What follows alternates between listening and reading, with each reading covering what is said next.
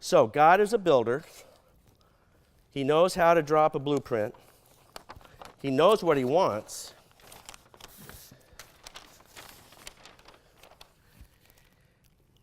And if he has any doubters, he's going to announce size, shape, contour, design ahead of time. And so let's go back. So having been built on the foundation of the apostles and the prophets, here it is. Jesus Christ himself being the what? Chief cornerstone. So now we're talking more building implements and parts and components. He's the cornerstone. Okay, look at 21. In whom the whole building being lifted together, now we're coming up now. There's more to this building than just staying at the foundation as fulfillment of prophecies hundreds of times. In whom the whole building being fitted together grows into a holy temple of the Lord. In whom you, now this is getting real particular, real specific. In whom you are also, listen to these words, being built together, here it is, here's the zinger, for a dwelling place of God in the Spirit. What did Paul just say? Own that. Wrap your arms and your heart and your emotions and your mind around that notion. The Godhead is looking for a place in which to dwell. And it ain't brick, rebar, and mortar. It has nothing to do with that. As grandiose as Solomon's temple was, and the presence of God was there, because we know that, because the high priest, when they went into on the day of dedication, the thickness of the presence was so dramatic that they just, boom, they just went down. I think that maybe that's where getting slain in the Spirit, started. They couldn't stand. They couldn't do their job. So we know he can reside in that type of building. That's why he resided in the tent of Moses as they were traveling across the desert. They always camped in a particular form around the presence of God every day.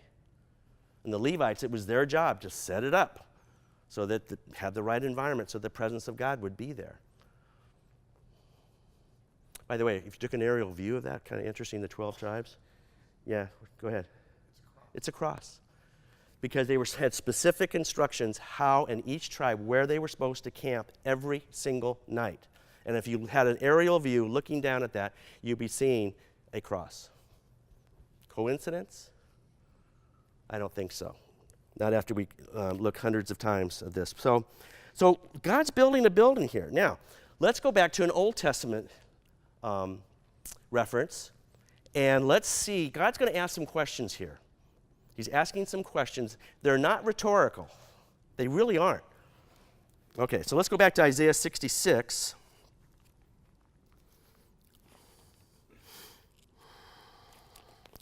Looking at verse 1 and 2, he's going to make some declarations here, and then he's going to pose some questions. God bless you. Okay, so here it is. Isaiah 66, 1 and 2. Thus says the Lord. Now, heaven is my throne. Now, this is to give us some idea of the magnitude and magnanimity of God, what we're dealing with. I mean, have you guys ever gone to the desert and camped out on a clear night and started looking at all the galaxies and the stars and this and that, and you're going, holy moly, I thought I had big problems. All of a sudden, it puts proportional shape to the problems that we have, right?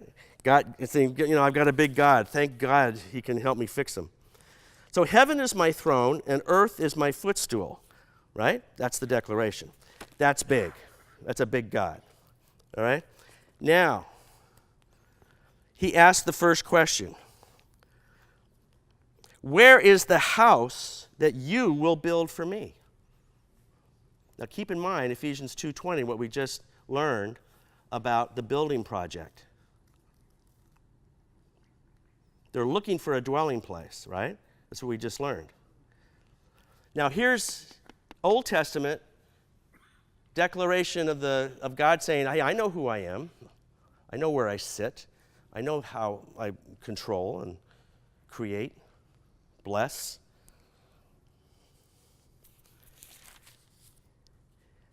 And earth is my footstool. But where's the house you will build for me? Okay, and look at the next one. It's the second question. And where is the place of my rest? You don't want to be in a house, dwelling in a house, where there's discord or fighting going on or rebellion. Rest is a key component of looking forward to go home.